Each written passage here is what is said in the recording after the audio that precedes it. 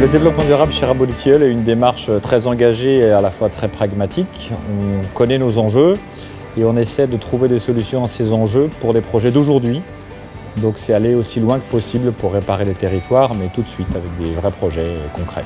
Ce projet, c'est vraiment la concrétisation d'une forte volonté du groupe CB d'aller à la fois dans le développement durable et notamment dans l'économie circulaire, en proposant des granulats alternatifs. Ce sont des granulats alternatifs qui peuvent être soit des coproduits générés par les carrières, et notamment la nôtre, ou des coproduits industriels du style des hauts fourneaux ou de la démolition de bâtiments. Nous avons pensé que le laitier cristallisé de hauts fourneaux pouvait complètement entrer dans la fabrication d'un béton et intervenir et être matériau alternatif à notre gamme calcaire. Donc la filière CB Premix avait la forte volonté aussi de produire des bétons à partir de ces matériaux-là, mais encore fallait-il avoir un chantier et quelqu'un en face qui soit intéressé par relever le challenge d'utiliser ces matériaux pour la première fois. Géry m'a levé la main en disant « Moi, je suis partant pour mon projet d'entrepôt logistique pour Decathlon à Lompré, puisque je coule en septembre et que si vous êtes aux normes, si vous êtes au prix, bah, j'ai pas peur, je ne vois pas pourquoi j'aurais peur de couler ça. » Les essais ont été réalisés avec le laboratoire du groupe CB, avec le laboratoire de CB Premix. Les équipes ont travaillé ensemble pour faire du développement et les deux services de laboratoire, après les résultats à 28 jours, ont considéré que le béton donnait satisfaction par rapport à ce nouveau développement. En fait, il y a eu confiance surtout de Rabot-Litiol et c'est vrai qu'on a été très soutenus par eux, par Géry notamment aussi. Donc nous avons produit environ 200 tonnes d'un sable laitier 0,6 mm que nous avons approvisionné à la centrale de Saint-Amand dans le Nord. Et donc ce laitier est rentré dans la formulation d'un chantier test en béton.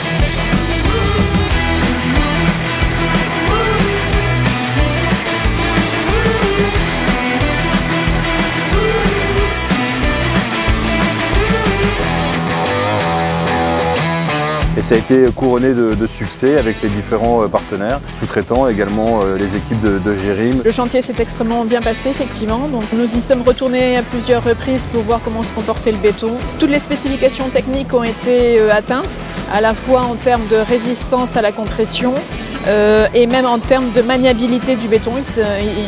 Il était maniable comme un béton classique.